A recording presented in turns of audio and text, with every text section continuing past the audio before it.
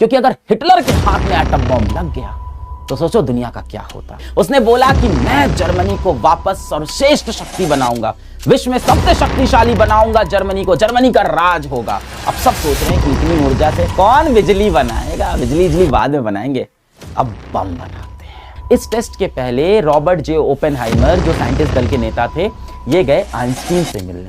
Now I am become death destroyer of the world. America ने कहा मैं भी विश्व युद्ध के अंदर हूं, वर्ल्ड वॉर के अंदर हूं और मैं हमला करता हूं जापान के ऊपर। मास गायब हो जा रहा। अब ये मास कहां गया?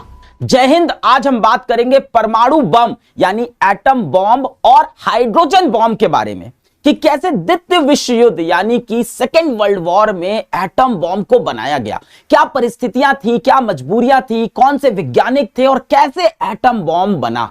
इसके बाद हाइड्रोजन बॉम्ब कैसे बना, इन दोनों के पीछे क्या विज्ञान है, न्यूक्लियर फिजन, न्यूक्लियर फ्यूजन यानी नाभिकीय विखंडन और नाभिकीय संलयन क्या होता है, कैसे इतनी सारी ऊर्जा निकलती है, ये सारी बात जानेंगे आज के वीडियो में। शुरू करते हैं। तो ये कहानी पूरी शुरू होती है प्रथम विश्व युद्ध के अंत से। वर्ल्ड वॉर 1 का एंड हुआ, जर्मनी वर्ल्ड वॉर फर्स्ट हार चुका था और जर्मनी के ऊपर बहुत दबाव पड़ा बाकी देशों का, ब्रिटेन, फ्रांस, इन सब देशों ने जर्मनी पे बहुत दबाव डाला और कहा कि हमारा जितना नुकसान हुआ है विश्व युद्ध में सबकी भरपाई तुम करोगे, जितना भी हमको पैसा चाहिए, जितना भी हमारा आर्थिक नुकसान हुआ है सबकी भरपाई जर्मनी कहेगा। और इसके लिए इनसे साइन भी करा लिया, एक समझौता हुआ, ट्रीटी ऑफ वर्साइलीज, दबा दिया एकदम कि चल पेपर पे साइन कर, तू तो हार गया है, साइन कर और सारा पैसा चुका हमारे नुकसान का। जर्मनी एकदम दब गया। इनसे कहा गया कि अब तुम कोई सेना नहीं रखोगे, कोई लड़ाई नहीं लड़ोगे, अब तुम सिर्फ पैसा चुकाओ। अब जर्मनी ये पैसा कहां से लाएगा भाई? कोई भी देश पैसा कहां से लाता है? उसकी जनता से। तो क्या हुआ, जर्मनी के अंदर महंगाई बढ़ गई, हर चीज का प्राइस बढ़ा दिया, जनता की जेब से पैसा निकालने लगे, जर्मनी के अंदर एकदम गरीबी आ गई, देश की एकदम हालत खराब हो गई, भुखमरी मच गई। ऐसे में जर्मनी देश की उम्मीद बने एक बहुत ही प्रतिभाशाली इंसान एडोल्फ हिटलर, भयानक भाषण देने वाला इंसान जो एक बार माइक पे खड़ा हो जाए तो सबको संबोधित कर ले। उसने बोला कि मैं जर्मनी को वापस सर्वश्रेष्ठ शक्ति बनाऊंगा, विश्व में सबसे शक्तिशाली बनाऊंगा जर्मनी को, जर्मनी का राज होगा। मीडिया को भी खरीद लिया पैसा देके, भड़काऊ भाषण देने लगे। देखो मैंने प्रतिभाशाली क्यों बोला, क्योंकि टैलेंट तो था इनके अंदर लोगों को संबोधित करने का। इसके साथ साथ 1933 में हिटलर के पास जर्मनी की सत्ता भी आ गई, ये रूलर बन गए, लीडर बन गए जर्मनी के। एक इनकी बहुत बड़ी कमी ये थी कि ये जातिवाद बहुत करते थे। इनका मानना था कि एक जाति थी ज्यूज, जिनको यहूदी कहा जाता है, कि ये जो यहूदी जाति के लोग हैं ना, ये गद्दार होते हैं, गंदी नस्ल के होते हैं, गंदे खून के होते हैं, ऐसी सोच हिटलर रखते थे।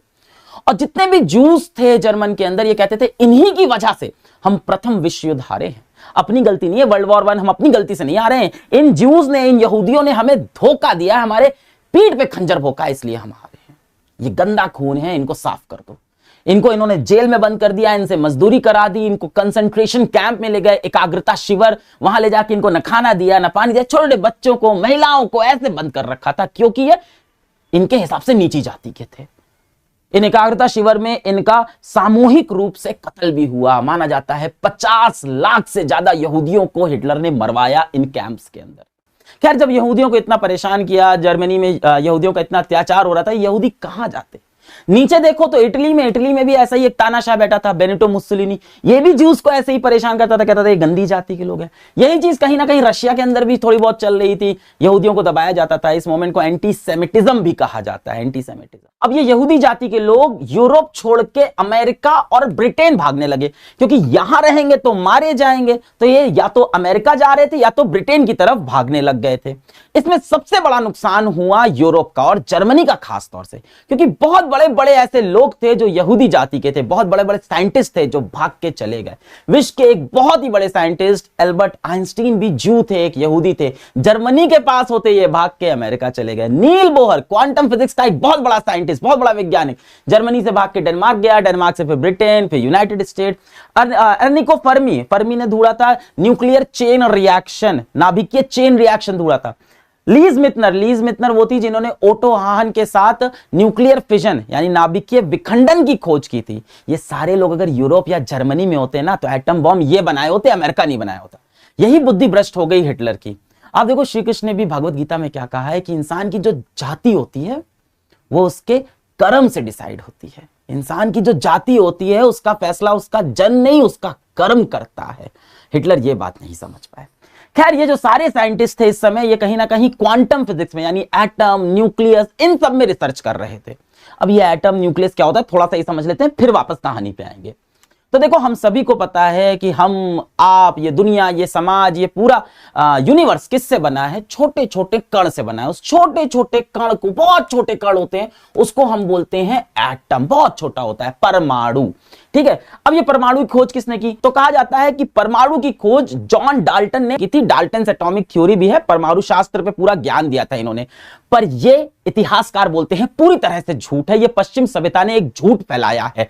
असल में परमाणु शास्त्र की खोज इससे 2500 साल पहले भारत के एक बहुत बड़े ऋषि कन्नड़ ने की थी। जब ये जॉन डाल्टन ने बोला ना कि ये मेरी डाल्टन एटॉमिक थ्योरी है, महर्षि कन्नड़ ने कहा होल्ड माय परमाणु। 2500 साल पहले पूरा परमाणु शास्त्र लिख के जा चुके हैं। ऐसा बहुत सारे इतिहासकार मानते हैं कि यूरोप की तुलना में जो एशिया के वैज्ञानिक थे, जो भारत के प्राचीन वैज्ञानिक थे, जो भारत के ऋषि थे, इनके पास बहुत सारा ज्ञान था। खैर, अब ये तो मुद्दा हमेशा बना ही रहेगा। आगे बढ़ते हैं कि हम सब बने हैं छोटे छोटे कण यानी एटम, यानी परमाणु से। हम सब एटम से बने हैं। ये एटम किससे बना है? आओ समझते हैं एटम किससे बना है। तो प्रारंभिक रूप में 3 पार्टिकल मिले थे एटम के अंदर। एक तो जे थॉमसन ने इलेक्ट्रॉन को खोजा था, बोला था कि इलेक्ट्रॉन नेगेटिव आवेश, नेगेटिव चार्ज वाला कोई पदार्थ है जो गोल गोल गोल गोल घूमता रहता है परमाणु में। किसके गोल गोल घूमता है? तो बोला गया कि एटम के बीच में एक बहुत ही ठोस एक चीज है, एक पदार्थ है, जिसको बोलते हैं हम लोग न्यूक्लियस बोलते हैं, है ना, नाभिक बोल सकते हैं। अब ये न्यूक्लियस के अंदर क्या क्या है? तो न्यूक्लियस के अंदर पॉजिटिव आवेश वाला प्रोटॉन एक पार्टिकल है, पॉजिटिव चार्ज वाला, और एक बिना किसी आवेश वाला पार्टिकल है न्यूट्रॉन, है ना। ये जो न्यूक्लियस की खोज थी ये की थी रदरफोर्ड ने, और न्यूट्रॉन की खोज सबसे देर में हुई थी क्योंकि इसके ऊपर कोई आवेश नहीं था। तो इसकी खोज हुई थी 1932 में, जेम्स चैडविक ने की थी। वापस चलते हैं जर्मनी में। तो जर्मनी में 1938 में 2 वैज्ञानिक थे, ओटो हान और लीज मितनर। इन्होंने एटम के अंदर जो न्यूक्लियस था, परमाणु के अंदर जो नाभिक था, इसको तोड़ दिया और तोड़ के 2 नाभिक बना दिए। इसको बोलते हैं न्यूक्लियर फिजन या नाभिकीय विखंडन। अब ऐसा होता है सिर्फ और सिर्फ बहुत भारी न्यूक्लियस के लिए। जैसे आप मान लो यूरेनियम का न्यूक्लियस है, बहुत भारी होता है। इसको अगर तोड़ के हम 2 छोटे छोटे न्यूक्लियस बनाएं तो ढेर सारी ऊर्जा निकलती है। पर यह इतना आसान भी नहीं है। ऐसा करने के लिए क्या करना होता है कि एक बड़े भारी न्यूक्लियस के अंदर एक न्यूट्रॉन मारा जाता है। मारते ही ये भारी न्यूक्लियस 2 छोटे छोटे न्यूक्लियस में टूट जाता है और साथ में 3 न्यूट्रॉन भी निकलते हैं। ये जो 2 छोटे छोटे न्यूक्लियस होते हैं ये बराबर के, करीब करीब बराबर के भार के होते हैं। जरा एक बार देखते हैं। ये एक न्यूक्लियस है, ये न्यूट्रॉन आया, इसको मारा, फिजन हुआ, 2 छोटे छोटे इसके न्यूक्लियस बन गए और 3 साथ में न्यूट्रॉन भी निकल गए। तो इस तरह से कुछ कहानी ये होती है। अच्छा, अब इस पूरी कहानी में कहां से ऊर्जा आई, ऊर्जा कैसे आ गई? अब जरा सोचो कि अगर ये बहुत बड़ा न्यूक्लियस टूट के 2 छोटा छोटा गेंद बनाए, इन दोनों गेंदों का वजन मैं जोड़ूं तो इन दोनों गेंदों का वजन जोड़ने पे इसके वजन के बराबर होना चाहिए, है कि नहीं? इनका वजन जोड़ के इसके वजन के बराबर होना चाहिए, पर असल में ऐसा नहीं हुआ। इनका वजन जोड़ने पे इसके वजन से थोड़ा सा कम रह गया।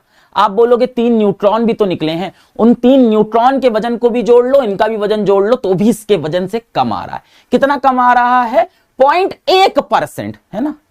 0.1% यहां से यहां आने पे मास गायब हो जा रहा है। अब ये मास कहां गया, कहां गायब हो गया?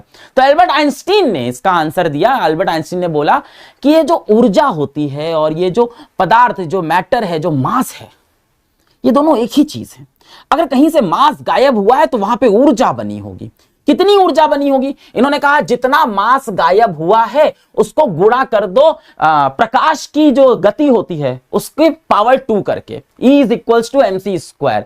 आप ऐसे समझो कि अगर आपके पास 1 किलो यूरेनियम हो, 1 किलो एक पैकेट भर के यूरेनियम हो, तो दिल्ली जैसी राज्य की, दिल्ली जैसे जगह की 10 दिन की पूरे शहर की बिजली आ सकती है। इतना होता है। तो ये जो ऊर्जा मिली ये बहुत ज्यादा ऊर्जा है।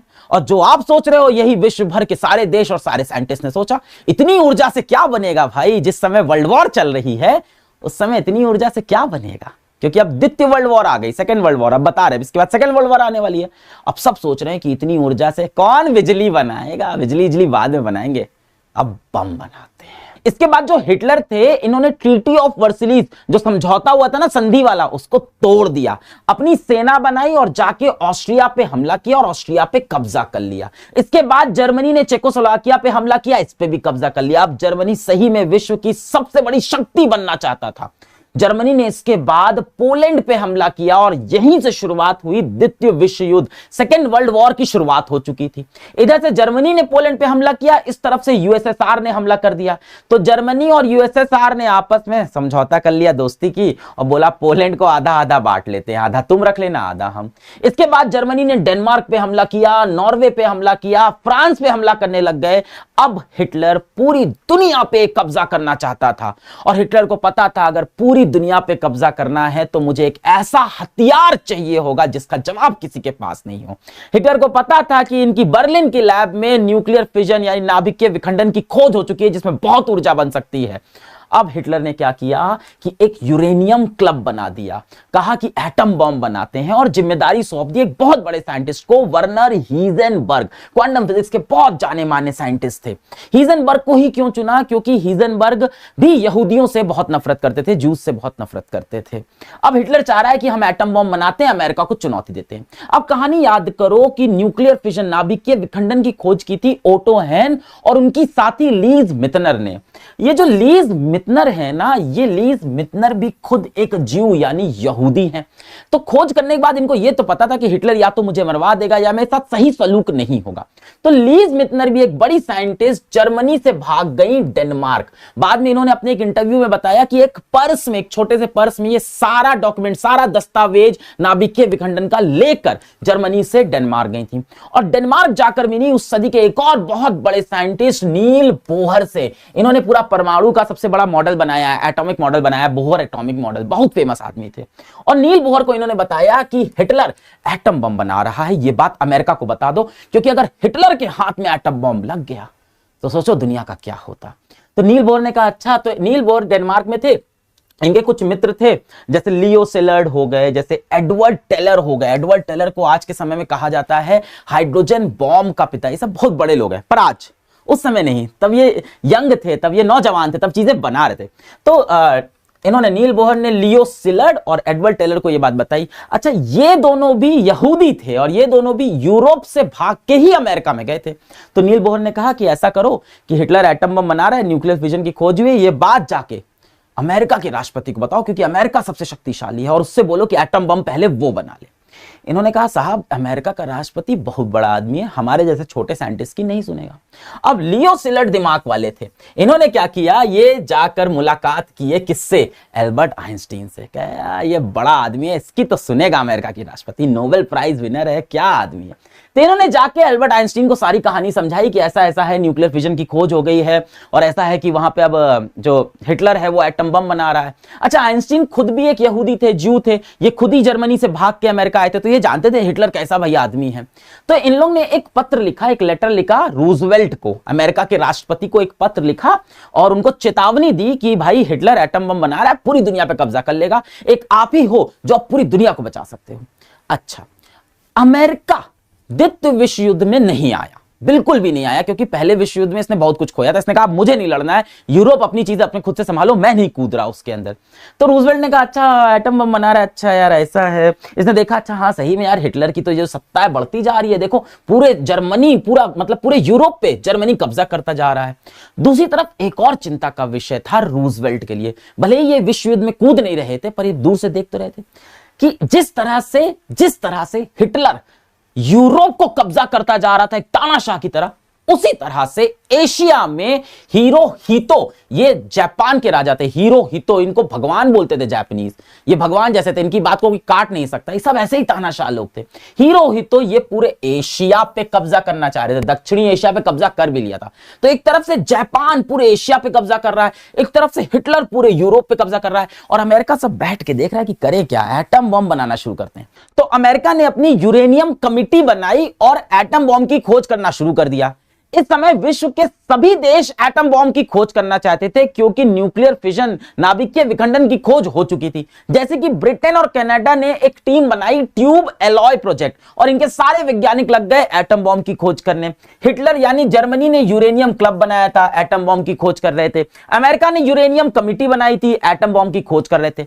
जापान ने अपना नीगो प्रोजेक्ट बनाया था, एटम बॉम्ब की खोज हो रही थी। यूएसएसआर अपना एटम बॉम्ब खोज रहा था। सभी देश चाहते थे कि सबसे पहले एटम बॉम्ब मैं बनाऊं और पूरे विश्व पे कब्जा कर लूं। खैर, इसके बाद कुछ अजीब हुआ। जापान, जो कि दक्षिणी एशिया पे कब्जा करता जा रहा था, इस पे अमेरिका की नजर पड़ी और अमेरिका ने कहा, यार मुझे इससे युद्ध तो करना नहीं है, पर इसे रोकना पड़ेगा। इतनी शक्ति आ जाएगी तो ये मेरे खिलाफ खड़ा हो सकता है।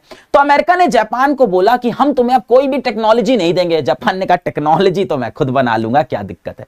अमेरिका ने कहा, अच्छा। अमेरिका ने कहा, जापान हम तुमको तेल नहीं देंगे, ऑयल नहीं देंगे। तेल अमेरिका के पास था। अब जापान को दिक्कत हुई, तेल नहीं मिलेगा तो युद्ध कैसे लड़ेंगे, जीवन कैसे चलेगा। तो जापान ने कहा, कोई बात नहीं, हमारे आसपास ऐसे कुछ राज्य हैं जहां पे तेल होता है, हम वहां से तेल ले लेंगे। पर इन राज्यों के ऊपर भी अमेरिका का ही कब्जा था। तो अब जापान ने कुछ पागलपने वाला काम किया, एक ऐसा काम किया जो इसकी औकात के बाहर था। इसने सोचा, मैं अमेरिका को डरा देता हूं, धमका देता हूं, अमेरिका को अपनी ताकत दिखाता हूं। अमेरिका के सैन्य अड्डे पर्ल हार्बर के ऊपर जापान ने जाके हमला कर दिया। अमेरिका का सैन्य अड्डा था पर्ल हार्बर, इस पे जाकर जापान ने अचानक से हमला किया और सोचा कि अमेरिका को झटका देते हैं, पूरा इनका सैन्य अड्डा उड़ा देते हैं, ये हमसे डर जाएंगे, इसके बाद हम अपने आसपास वाले राज्यों पे कब्जा करेंगे और यहां से तेल निकालेंगे। ऐसा थोड़ी होना था। जैसे ही पर्ल हार्बर पे अटैक हुआ, पर्ल हार्बर अमेरिका के लिए गर्व की जगह थी, प्राइड था उनका। अमेरिका ने कहा, मैं भी विश्व युद्ध के अंदर हूं, वर्ल्ड वॉर के अंदर हूं और मैं हमला करता हूं जापान के ऊपर। इसके बाद अमेरिका बहुत सीरियस हो गया एटम बॉम्ब बनाने के लिए। इन्होंने एक मैनहट्टन प्रोजेक्ट बनाया। ए बॉम्ब मतलब एटम बॉम्ब, एच बॉम्ब होता तो hydrogen bomb. Manhattan project, Manhattan एक शहर है अमेरिका के अंदर। इन्होंने क्या किया, विश्व भर के सबसे बेहतरीन 15 साइंटिस्ट जो अमेरिका में मौजूद थे, कुछ इनके खुद के थे, कुछ यूरोप से भाग भाग के जो यहूदी वैज्ञानिक आ गए थे, उन सब की एक टीम बनाई और उस टीम का नेता बनाया रॉबर्ट जे ओपेनहाइमर को। अभी इन पे मूवी भी आ रखी है। ओपेनहाइमर को ही क्यों नेता बनाया? सबसे पहली बात, ये अमेरिकी थे। ऐसे हालातों में इस टीम का नेता एक अमेरिकी को होना चाहिए, क्योंकि ये जो यहूदी साइंटिस्ट थे ये सब यूरोप से आए थे। इसमें से कोई भी गद्दार भी हो सकता था, इसमें से कोई जासूस भी हो सकता था हिटलर का, इसमें से कोई बाद में जाके यूएसएसआर से भी मिल सकता था। तो इन लोग पे इतना भरोसा नहीं कर सकते, इसलिए इसका लीडर बनाया ओपेनहाइमर को। पहली बात, ये अमेरिकी थे। दूसरी बात, ये न्यूक्लियर साइंटिस्ट भी थे, नाभिकीय शास्त्र के एक बहुत बेहतरीन वैज्ञानिक भी थे। इन सबको इन्होंने लॉस एल्मोस के जंगल में एक शहर बसा के दे दिया, जहां पे बहुत सारे वैज्ञानिक, बहुत सारी टेक्नोलॉजी, बहुत सारी सेना के लोग थे, और यहां पे कहा कि अब बनाओ तुम एटम बॉम्ब। यहां बैठ के सारे सबसे बेस्ट वैज्ञानिकों को एक साथ एक जगह पे रख दिया। इन्हीं में से एक वैज्ञानिक थे अर्निको फर्मी, जिन्होंने उसी बीच न्यूक्लियर चेन रिएक्शन, नाभिकीय चेन रिएक्शन की खोज की, जो कि बहुत जरूरी था एटम बॉम्ब बनाने के लिए। जरा सोचो, एक यूरेनियम का न्यूक्लियस है, उसको तोड़ के अगर आप 2 न्यूक्लियस बनाते हो तो उससे कितना ऊर्जा निकलता है? 200 मेगा इलेक्ट्रॉन वोल्ट। इससे थोड़ी बम बनेगा। बम बनाने के लिए बहुत सारे यूरेनियम के न्यूक्लियस को तोड़ना होगा। अच्छा, याद करो कैसे यूरेनियम का न्यूक्लियस टूटता था। एक न्यूट्रॉन जाता था और यूरेनियम के न्यूक्लियस को जाके धड़ धड़ धड़ मारता था, और ये न्यूक्लियस के 2 टुकड़े होते थे, पर साथ में कुछ और भी निकलता था। क्या? 2 से 3 न्यूट्रॉन और निकलते थे। तो 3 न्यूट्रॉन और निकले। अब ये 3 न्यूट्रॉन चले गए एक एक और यूरेनियम के न्यूक्लियस को तोड़ने। इसने एक यूरेनियम को तोड़ा, इसने दूसरे को तोड़ा, इसने तीसरे को तोड़ा। ये 2 भाग में टूटे और क्या निकला? 3 नए न्यूट्रॉन निकल आए। अब आप सोच रहे हो कि इतना सारा यूरेनियम न्यूक्लियस कहां से आया? अरे भाई, अगर मेरे पास चुटकी भर यूरेनियम भी है तो चुटकी भर यूरेनियम में करोड़ों यूरेनियम के न्यूक्लियस होंगे, करोड़ों परमाणु होंगे। चुटकी भर पाउडर ऑफ यूरेनियम में मेरे पास एक चुटकी यूरेनियम भी है, उसमें करोड़ों न्यूक्लियस है। इस चुटकी भर यूरेनियम में मैंने एक न्यूट्रॉन मारा, धाड़, ये 2 भाग में टूटा, 3 और न्यूट्रॉन बने। अब यहां बहुत सारा यूरेनियम का न्यूक्लियस है, तो एक एक न्यूट्रॉन दूसरे में चले गए। फिर वहां से क्या हुआ? 3 निकला। यहां से क्या हुआ? इसमें से 3 न्यूट्रॉन, इसमें से 3 न्यूट्रॉन, इसमें से 3 न्यूट्रॉन, अब कितना न्यूट्रॉन बन गया 9 न्यूट्रॉन जाएंगे 9 न्यूक्लियस के पास, फिर उसमें से 27 न्यूट्रॉन निकलेंगे, फिर 27 न्यूक्लियस के पास फिर 81 न्यूट्रॉन 81, और इसको बोलते हैं चेन रिएक्शन। और इससे उत्पन्न होगी बहुत सारी ऊर्जा, 4000 डिग्री सेल्सियस का टेम्परेचर, जला देंगे सब कुछ। देखो कुछ ऐसा दिखेगा, ये ध्यान से देखो, एक ऐसा देखो, एक न्यूट्रॉन आया, इसको मारा, 3 न्यूट्रॉन निकले, फिर 3 न्यूट्रॉन गए, 3 न्यूक्लियस को मारे, ये। और ये लाल लाल गेंदा, लाल और हरा गेंदा क्या है, छोटा छोटा जो न्यूक्लियस बनता जा रहा है, और ये जो पीला वाला है ये क्या है, ये न्यूट्रॉन है। इस तरह से कुछ बहुत सारी ऊर्जा पैदा होगी। बस न्यूक्लियर चेन रिएक्शन मिल गया और एटम बॉम्ब बन गया। पहले एटम बॉम्ब का नाम दिया गया गैजेट, ये कोड नेम दिया गया था। एटम बॉम्ब बनके तैयार हो गया। अब सोचा है इसको कहां गिराएं, जर्मनी के ऊपर, पर जर्मनी सरेंडर कर चुका है, विश्व युद्ध से निकल चुका है इस समय तक। अब इस समय अमेरिका का झगड़ा चल रहा है जापान के साथ पैसिफिक के ऊपर, और जापान रुकने को तैयार नहीं। तो यह फैसला लिया गया कि हम पहले एटम बॉम्ब को जापान के ऊपर गिराएंगे। तो ये जो वैज्ञानिकों के दल के नेता थे, मैनहट्टन प्रोजेक्ट के जो नेता थे रॉबर्ट ओपेनहाइमर, इनसे कहा गया कि जापान पे एटम बॉम्ब गिराना है। ओपेनहाइमर ने कहा कि इसके पहले एक बार इसका परीक्षण कर लेते हैं। परीक्षण करना मुश्किल इसलिए था अमेरिका के लिए क्योंकि बहुत पैसा खर्च होता है, तो इतना महंगा यूरेनियम खराब हो जाएगा। खैर एनीवे, सब लोग तैयार हो गए, एक बार परीक्षण करेंगे। और परीक्षण यानी टेस्ट का नाम दिया गया ट्रिनिटी टेस्ट। ट्रिनिटी नाम क्यों दिया? ट्रिनिटी जैसे हमारे यहाँ त्रिदेव होते हैं ना, जैसे ब्रह्मा विष्णु महेश, वैसे ही इनके यहाँ ट्रिनिटी इनके धर्म में होते हैं। ट्रिनिटी मतलब बाप, बेटा और पवित्र आत्मा, ये तीनों ही सब कुछ माने जाते हैं। तो 16 जुलाई 1945 की सुबह 5 बजे ये टेस्ट होना था। इस टेस्ट के पहले रॉबर्ट जे ओपेनहाइमर, जो साइंटिस्ट दल के नेता थे, ये गए आइंस्टीन से मिलने, और उनसे उन्होंने अपना एक थोड़ा सा दर्द साझा किया कि मुझे ये डर है कि कहीं ये एटम बॉम्ब फटे और इसका जो चेन रिएक्शन है वो पर्यावरण में फैल जाए और पूरा विश्व ना खत्म हो जाए। तो जो इसकी गणित है एक बार आप चेक कर लीजिए, आप सबसे बड़े साइंटिस्ट हैं। तो उस समय आइंस्टीन थोड़े बुढ़े हो चले थे, उन्होंने कहा कि यार देखो मेरा समय चला गया, ये सब गणित वगैरह तुम चेक कर लेना और तुम कर लोगे, मुझे भरोसा है, तुम्हारी टीम पे भरोसा है। पर अगर गणित ये कहती है कि इससे पूरा विश्व खत्म हो सकता है तो तुम तो मत ही करना, साथ ही साथ जर्मन नाजी साइंटिस्ट को भी बोल देना कि वो भी ऐसा ना करे। इस तरह की सोच रखते थे। खैर गणित ये कह रही थी दुनिया नहीं खत्म होगी, और इन्होंने सुबह 5 बजे ये टेस्ट किया, और टेस्ट के साइट से 9 किलोमीटर दूर सारा ये मैनहट्टन प्रोजेक्ट के साइंटिस्ट और कुछ आर्मी वाले बैठ गए, आंखों पे काला चश्मा लगा लिया कि आंखें खराब ना हो, चमक ना जाए, और उसके बाद दुड़ूम और 45,000 फीट तक इसका धुआं गया। देखने वालों की आंखें चौंधा गई, कुछ लोग कुछ सेकंड के लिए अंधे भी हो गए। रॉबर्ट ओपेनहाइमर ने देखते ही जो सबसे पहली लाइन बोली वो श्रीमद् भागवत गीता थी। ये गीता के बहुत बड़े दीवाने थे, सिर्फ गीता पढ़ने के लिए उन्होंने पूरी संस्कृत भाषा सीख डाली थी, और गीता के 11वें अध्याय का 32वां श्लोक इन्होंने उसी वक्त बोला, now I am become death destroyer of the world. यहां पे क्या हो रहा है, भगवान श्री कृष्ण अर्जुन से बोल रहे हैं, अर्जुन मैं बड़ा हुआ काल हूं, अब सर्व लोगों को खाने के लिए प्रकट हुआ हूं। अर्जुन थोड़े डर गए थे कि कैसे मैं इतनी बड़ी लड़ाई लड़ूंगा, तो श्री कृष्ण बोला कि मैं सबसे बड़ा काल हूं और मैं सारे लोगों को खत्म कर सकता हूं, मेरे अंदर वो शक्ति है। आप ये सोच सकते हो कि ओपेनहाइमर को एक तरह का गिला, एक तरह का उनको ये पछतावा होने लग गया था कि उन्होंने ये क्या बना दिया जिससे पूरी दुनिया खत्म होगी। तो इन्होंने उस एटम बॉम्ब को ट्रिनिटी बोला था, यानी उसको वो भगवान की तरह देख रहे थे। उन्होंने कहा कि वो एटम बॉम्ब खुद कह रहा है कि I am the death destroyer of the world. इस तरह से आप इसका और भी कुछ इंटरप्रिटेशन हो सकता है। मुझे ऐसा लगा कि ये एटम बॉम्ब को सोच रहे हैं कि अगर मैं नहीं बनाता तो कोई ना कोई तो बना देता। तो जैसे अर्जुन नहीं लड़ाई लड़ते तो श्री कृष्ण कह रहे हैं कि पूरा युद्ध मैं ही लड़ जाता, मैं ही काल हूं, मैं ही सबको खत्म कर दूंगा।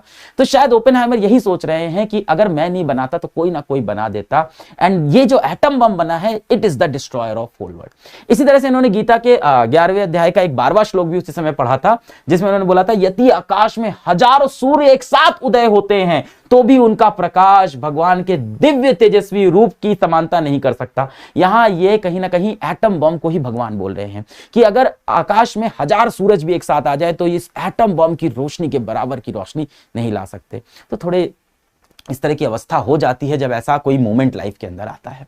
खैर आगे चलते हैं। इसके बाद यह हुआ कि अब इसको जापान के ऊपर गिराना है, तो ओपेनहाइमर ने यह कहा कि जापान पे गिराने से पहले उनको एक चेतावनी दे दो, क्योंकि ये बहुत बड़ा बम है, बहुत सारे लोग मरेंगे। तो अमेरिका ने कहा हम सीधी चेतावनी नहीं दे सकते। एक पोस्ट डैम डिक्लेरेशन हुआ जिसके अंदर अमेरिका ने जापान को चेतावनी दी कि हम बहुत बड़ा हमला तुम्हारे ऊपर कर सकते हैं, सुधर जाओ वरना बचोगे नहीं। तो जापान से कहा गया था या तो सरेंडर करो या पूरी तरह से खात्मा हो जाएगा। जापान ने नहीं सुना और इसके बाद अगस्त 6, 1945 सुबह सुबह जापान की हिरोशिमा शहर के ऊपर पहला एटम बॉम्ब गिराया गया। उसका नाम था लिटिल बॉय, और लिटिल बॉय यूरेनियम का एटम बॉम्ब था। एक प्लेन से इसको जापान के ऊपर गिराया गया। क्यों हिरोशिमा पे गिराया गया, इसका कोई बहुत सही रीजन नहीं था। शहरों की एक लिस्ट थी, उसमें से कोई 2 शहर चुनने थे, तो एक हिरोशिमा चुना गया। वहां कहा जाता है आर्मी की थोड़ी सी आबादी ज्यादा थी और आम इंसान कम थे, पर ऐसा कुछ सच्चाई नहीं है। इसके बाद जापान नहीं सुधरा। जापान ने तब भी विश्व युद्ध के अंदर सरेंडर नहीं किया। तो 3 दिन बाद अगस्त 9 को नागासाकी के ऊपर दूसरा एटम बॉम्ब गिराया गया। इसका नाम था फैट मैन और ये प्लूटोनियम से बना। इस तरह से यूरेनियम एक बहुत भारी धातु है, वैसे प्लूटोनियम एक बहुत भारी धातु होता है और इसका भी न्यूक्लियर फिजन होता है और प्लूटोनियम से ज्यादा ऊर्जा निकलती है। तो ये 2 एटम बॉम्ब गिराए गए अगस्त 6 और अगस्त 9 में, और आज तक यही 2 एटम बॉम्ब हैं जो किसी भी लड़ाई में इस्तेमाल हुए हैं। इसके बाद कभी लड़ाइयों में एटम बम का इस्तेमाल नहीं हुआ। लगभग देखा जाए तो 2.25 लाख लोग सीधे रूप पे मर गए थे इन धमाकों के बाद, और रेडिएशन से ना जाने कितनी आने वाली इनकी जो जनरेशन थी, नस्लें थी, वो भी बर्बाद होने लग गई। इसके बाद जापान ने सरेंडर कर दिया और वर्ल्ड वॉर 2 खत्म हो गई। इसी बीच हाइड्रोजन बॉम्ब की डिस्कवरी हुई। कैसे हुई? देखो, जैसे न्यूक्लियर फिजन के अंदर नाभिक का विखंडन होता है, वैसे ही एक और फिनोमेना है न्यूक्लियर फ्यूजन, नाभिकीय संलयन, यानी 2 छोटे छोटे न्यूक्लियस नाभिक का मिलकर एक बड़ा न्यूक्लियस बनाना। यह कैसे डिस्कवर हुआ? जो सूरज है ना, तो हम लोग ने सोचा कि सूरज के ऊपर ऊर्जा कैसे आ रही है। सूरज को जाहिर सी बात है, यहां से तार लगा के आप ऊर्जा नहीं दे रहे हो, जलाने के लिए आप वहां जाके कोई गैस नहीं डाल रहे हो, खुद से जलता जा रहा है, इतनी सारी ऊर्जा कैसे आ रही है? तो कुछ लोगों ने कहा कि सूरज के ऊपर भी न्यूक्लियर फिजन हो रहा होगा, नाभिकीय विखंडन हो रहा होगा। पर सूरज के ऊपर कोई भी यूरेनियम नहीं मिला, सूरज के ऊपर कोई भी यूरेनियम नहीं है। सूरज पे क्या है? सूरज पे हल्के एलिमेंट हैं, हल्के धातु हैं, जैसे हाइड्रोजन है, ड्यूटेरियम है, इस तरह के धातु वहां पे पाए गए। तो ये जो हल्के हल्के धातु हैं, ये टूटते नहीं, ये जुड़ के क्या बनाते हैं? एक बड़ा धातु बना देते हैं। इसको बोलते हैं न्यूक्लियर फ्यूजन। बेटा, फ्यूजन का जो मतलब होता है वो होता है पिघलना। अब कोई चीज कब पिघलेगी? न्यूक्लियस कब पिघलेगा? जब उसको आप बहुत हीट करोगे, बहुत ही ज्यादा तापमान में रखोगे। ऐसा तापमान कहां है? सूरज के ऊपर। सूरज के ऊपर इतनी गर्मी होती है जहां पे ये छोटे छोटे जो हल्के हल्के हाइड्रोजन, ड्यूटेरियम, छोटे छोटे जो न्यूक्लियस होते हैं, ये गल के आपस में मिलके एक बड़ा न्यूक्लियस बनाते हैं। अच्छा, इसके अंदर भी, फ्यूजन के अंदर भी बहुत सारी ऊर्जा निकलती है। बल्कि सही मायने में बताएं तो फ्यूजन से जो ऊर्जा निकलती है वो फिजन से ज्यादा होती है। हाँ, न्यूक्लियर फ्यूजन में जो ऊर्जा निकलती है वो फिजन से 3 से 4 गुना ज्यादा ऊर्जा निकलती है। एक छोटा न्यूक्लियस, दूसरा छोटा न्यूक्लियस गर्म हुए, आपस में मिले, फ्यूजन हुआ, एक बड़ा न्यूक्लियस और खूब सारी ऊर्जा निकली। पर ऐसा होने के लिए बहुत ज्यादा तापमान चाहिए, जैसा सूरज पे होता है, तारों पे जो तापमान होता है, तारों की जो ऊर्जा होती है वो न्यूक्लियर फ्यूजन यानी नाभिकीय संलयन से ही निकलती है। अब ये तापमान हम पृथ्वी पे कैसे लाएं? क्योंकि हमें हाइड्रोजन बॉम्ब बनाना है ना। ये छोटे हाइड्रोजन जैसे हल्के एलिमेंट होते हैं, वही फ्यूजन करते हैं, हल्के हल्के एलिमेंट। अब ये तापमान पृथ्वी पे कैसे आएगा? एक ही तरीका है। अभी देखो, ओपेनहाइमर ने क्या बोला था कि जिस तरह से 1000 सूरज भी अगर आसमान में चमक जाए तो एटम बॉम्ब की तुलना नहीं कर सकते। यानी एटम बॉम्ब ही एक तरीका है जिससे हम इतना तापमान ला सके। हाइड्रोजन बॉम्ब को चलाने के लिए एटम बॉम्ब को चलाना पड़ेगा। जैसे कि एक बड़े गड्ढे को छुड़ाने के लिए उसमें तार में ऐसे आग लगाते हो ना, वैसे ही हाइड्रोजन बॉम्ब को उड़ाने के लिए पहले एटम बॉम्ब उड़ाना होगा। तो देखो, हाइड्रोजन बॉम्ब कैसे बनता है? ऊपर आप क्या लगा देते हो? यूरेनियम लगा देते हो। पहले आप यूरेनियम में क्या कराते हो? फिजन कराते हो यानी एटम बम फोड़ते हो, इससे क्या होता है, बहुत ऊर्जा निकलती है, तापमान बहुत बढ़ जाता है। जब ये तापमान बढ़ता है तो क्या होता है, छोटे छोटे हल्के हल्के जो न्यूक्लियस होते हैं ये पिघलते हैं और न्यूक्लियर फ्यूजन होता है और बहुत सारी ऊर्जा निकलती है। इसको हम लोग हाइड्रोजन बॉम्ब भी बोलते हैं और इसको थर्मोन्यूक्लियर बॉम्ब भी बोला जाता है। सबसे पहला हाइड्रोजन बॉम्ब जो बना था ईवी माइक नाम का था, अमेरिका ने ही बनाया था सन 1952 में, और इसके बाद सभी देश हाइड्रोजन बॉम्ब भी बनाना शुरू कर दिए। ये इस समय विश्व के वो देश हैं जिनके पास परमाणु शक्ति है, वही Russia, America, China, France, Britain, Pakistan, India, Israel और नॉर्थ कोरिया, इन्हीं के पास परमाणु शक्ति है। और आज हमें एहसानमंद होना चाहिए अपने देश के नेताओं का और उनसे ज्यादा उन वैज्ञानिकों का, उन आर्मी वालों का जिनकी वजह से हम ये परीक्षण कर पाए। आज हम इतने मजबूत हैं कि चाइना जैसे देश, अमेरिका जैसे देश, रशिया जैसे देश, रशिया से खैर हमारी दोस्ती है, आज हमें ये दबा नहीं सकते क्योंकि हमारे पास भी बहुत सारा न्यूक्लियर वेपन है। क्या इंसानियत के लिए न्यूक्लियर वेपन अच्छा था? पता नहीं, पर जब से ये न्यूक्लियर वेपन बने हैं, जब से परमाणु बम बना है, देखा जाए तो लड़ाइयां कम हो गई, युद्ध कम हो गए, सबको एक दूसरे से डर लगने लगा है। तो ये सवाल मैं आप पे छोड़ता हूं कि क्या ये सही हुआ या ये गलत हुआ, ये फैसला करना मेरे हाथ में नहीं है। मिलेंगे अगले वीडियो में। जय हिंद।